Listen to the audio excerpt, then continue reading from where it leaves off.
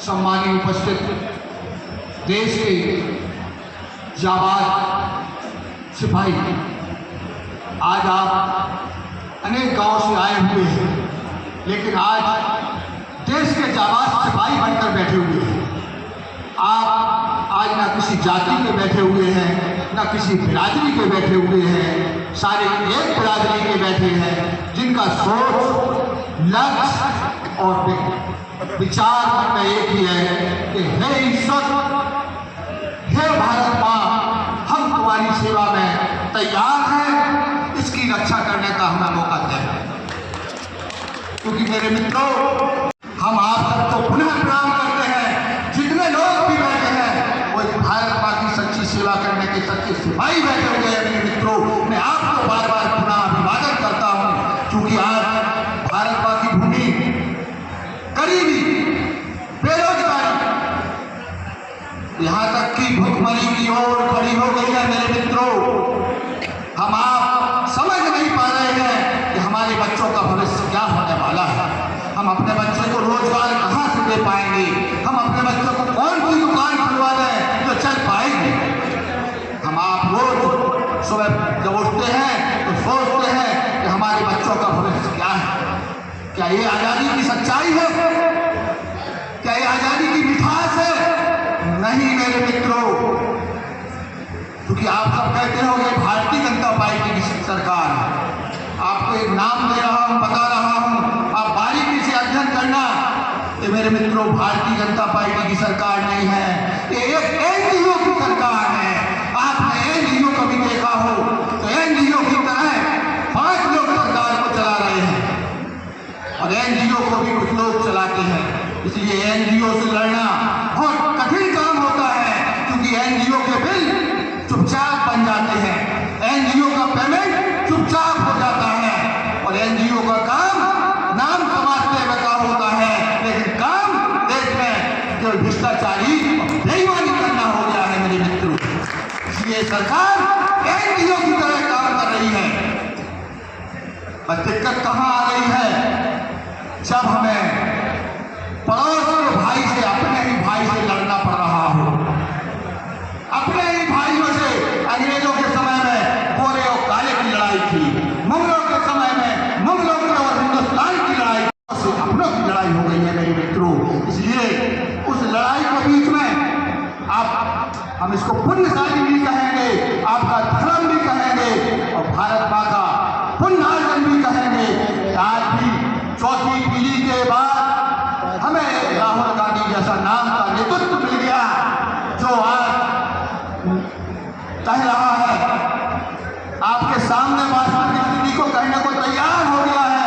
बस हमें आपको उसके कंधे से कंधा मिलाकर चलना है। मेरे मित्रों, क्योंकि एनजीओ की सरकार जातिवादी भ्रम को फैलाकर, ऊंच नीच की भ्रम को फैलाकर देश के तमाम टुकड़े करके अपना कब्जा बरकरार रखे हुए हैं। तमाम तरह से हम आप कमजोर दिखाई दे रहे हैं।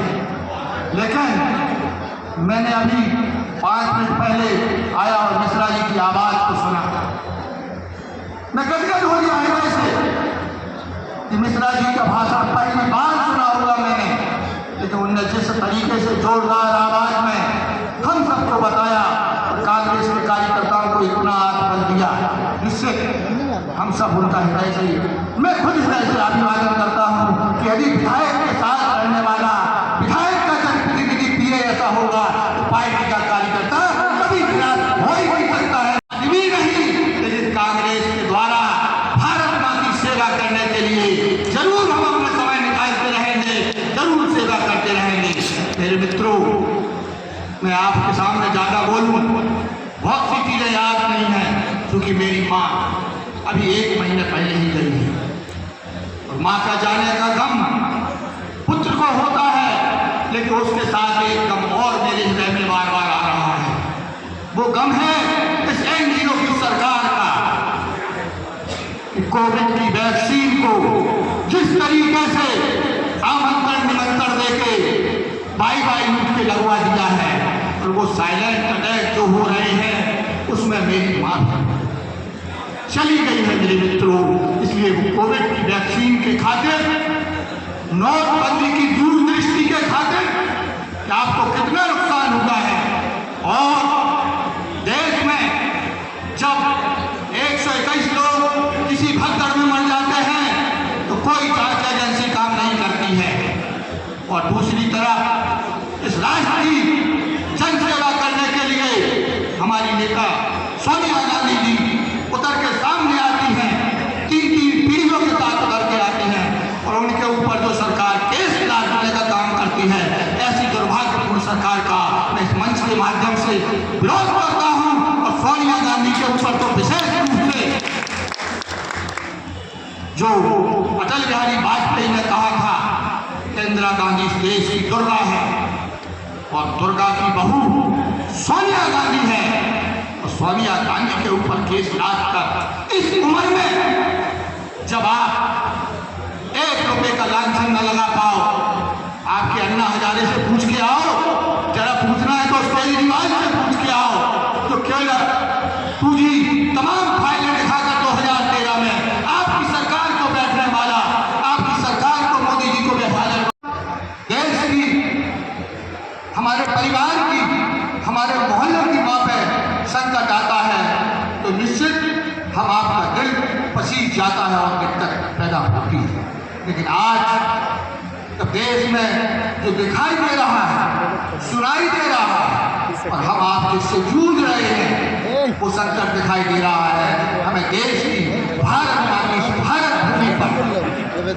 भूमि पर इसलिए दिखाई दे रहा है कि एक तरफ हमारे देश के नौजवानों को अमेरिका हथकड़ी पहना के भारत भेज देता है, दूसरी तरफ पाकिस्तान भी उंगली उठा देता है, तीसरी तरफ श्रीलंका, नेपाल भारत देश से अन्य मामलों में आगे हो जा रहे हैं। यह निश्चित भारत के युवाओं की चिंता होना स्वाभाविक है। मेरे मित्रों, मैं आप सबको प्रणाम इसलिए कर रहा हूँ, यहाँ शायद 1960 के बाद का कोई व्यक्ति पहले का नहीं बैठा है। लगभग 1960 के जन्म वाले ही व्यक्ति अधिकतर बैठे हुए हैं।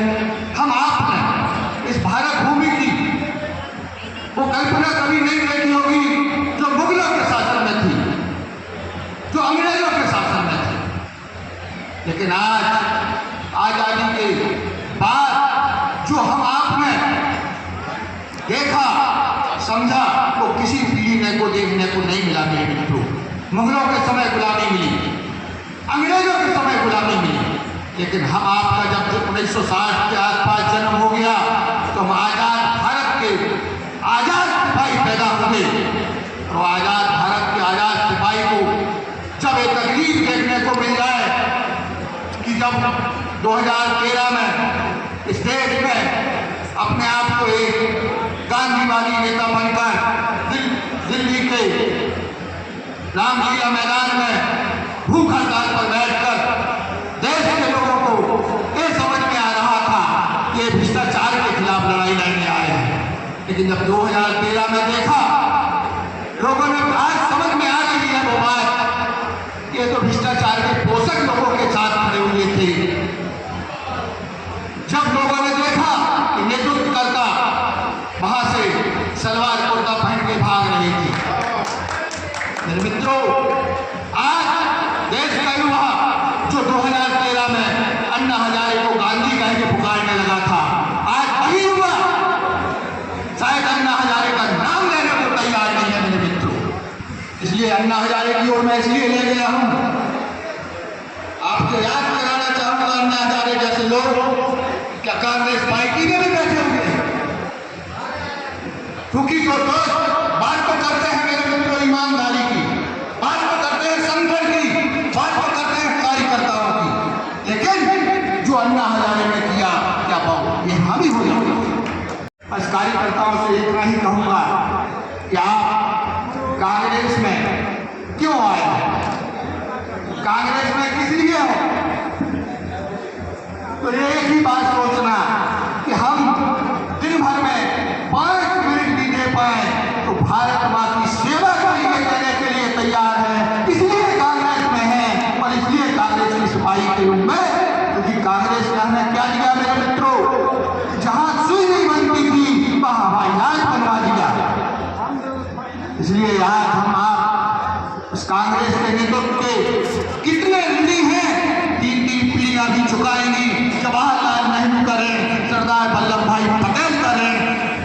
और यहाँ बाबा साहब अम्बेडकर का लें और मौलाना अब्दुल कलाम का आज़ाद का लें, तो कोई झुका नहीं पाएगा मेरे मित्रों, क्योंकि हम आपको जो मौका मिला आज़ाद भारत में जीवन जीने का, आज़ादी के साथ अपने कार्य करने का मौका मिला, आज़ादी के साथ अपने धर्म को धर्मांतर के रूप में मानने का मौका मिला, वो सारी चीज़ें कि भारतीय जनता पार्टी एनजीओ की सरकार छीनने की ओर खड़ी हो गई है। इसलिए आज हम सब इकट्ठे हुए हैं और प्रेरित हैं। जनता आ गई, जिसके परिणाम स्वरूप आज हम सबको दिन देखना पड़ रहे हैं कि जहाँ 400 रुपये में सिलेंडर मिलता था, वहाँ 1000 रुपये में गैस सिलेंडर नहीं मिल रहा है मेरे मित्रों। इसलिए जहाँ स्वास्थ्य सेवाओं में अस्पतालों पर भरोसा होता था, उस भरोसे के नाम पर हमें आयुष्मान कार्ड पकड़ाकर गुमराह किया जा रहा है मेरे मित्रों। इन धोखों में न रहें। और मैं अपनी बात को यहाँ प्रणाम देते हुए मंच के सभी कार्यकर्ताओं को प्रणाम करता हूँ, आप सबको पुनः प्रणाम करता हूँ। और बस इतनी ही आवाज़ के साथ आपका जो स्नेह पवन फुहारा और इस भूमि पुत्र के साथ जुड़ा हुआ है, अभी भाई ने मंच संचालन में जो कह दिया था ऐसा चलो अलग से दिखाई दे, तो निश्चित कुछ ना कुछ कर्तव्य करना चाहिए। और हम सब अम्बेडकर के सिद्धांत को लागू करने के